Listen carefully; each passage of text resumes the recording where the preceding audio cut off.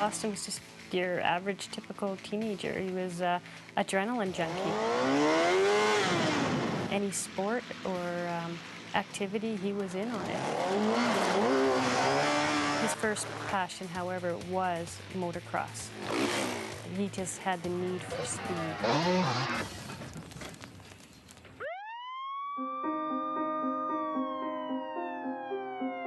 I don't remember anything about the accident. I just remember what everyone else has told me. And he says, I went over my handlebars and I looked at him and I said, but you're fine? And he's like, yeah, I feel fine. He left and he flew by his dad just waving and on one wheel like Austin always did, not realizing that he had hurt himself. I was in and out of consciousness. I was very combative, and being combative is a sign of head trauma. And basically the body is fighting to stay alive. Austin was diagnosed with a diffuse axonal injury, DAI. It's a severe, severe concussion. It was just like a nightmare. It was a bad dream, just knowing the fact that I could lose my boy. It was a miracle. A matter of 5 hours, things had changed around, and you're thinking, okay, he's getting stronger.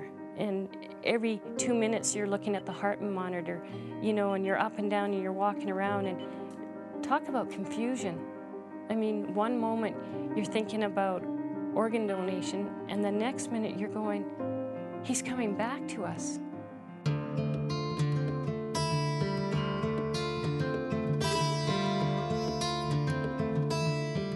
The bullying started when I came back from the Glenrose. One of the first things I heard when I walked into the school was, hey, retard, or the retard's out of the school, and it's just really, really brutal. He was getting pushed into his locker. I think that was the major concern, and he could not sustain another head injury. His life was at stake. That experience, to me, was worse than going through the motocross accident and going through all the pain of the brain injury and everything else. It was the worst thing I think I've ever encountered.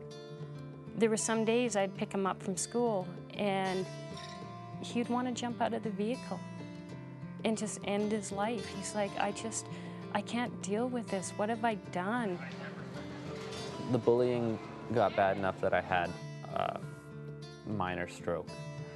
I got to school and they said they found me walking around the hallways and I didn't know where I was. I had no clue what was going on. Have you ever had to give up something? Something that you loved more than anything in the whole world? I had to. I decided to fight back. I wanted to get my feelings out there, and if I could tell anyone about my injury or what has happened to me. I started writing about my injury, and I started writing about my accident and what diffuse axonal injury is and how it's affecting me. Recovery is a series of small steps. This has become a passion for him. This is his new adrenaline sport. The sport of speaking. My mom was coming to pick me up at the start of the second semester. The group of guys that were bullying me had the nerve to shout out as she walked by, hey, check it out. There goes the retard's mom. Every time Austin goes out to speak, he heals a little bit more every time. I heal. Oh, it's been an incredible and an amazing journey. When I finally had enough strength to learn to walk again, it was like I'd won the Olympics. He's obviously earned a name, and when students hear the name Austin Radowitz, it's no longer his story.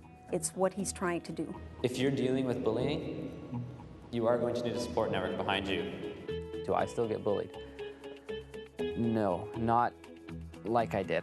In this past year, I've gained and had grown so much self-esteem that it makes it easier for me. I have every right to be at school. Everybody has every right to be at school. This is my calling in life. And my goal since I've started speaking is if I can help one person through the emotional maze of being a bully or a bully target, then this has been more than worth it. Nobody has the right to make anybody feel less of a person than what they could fully achieve.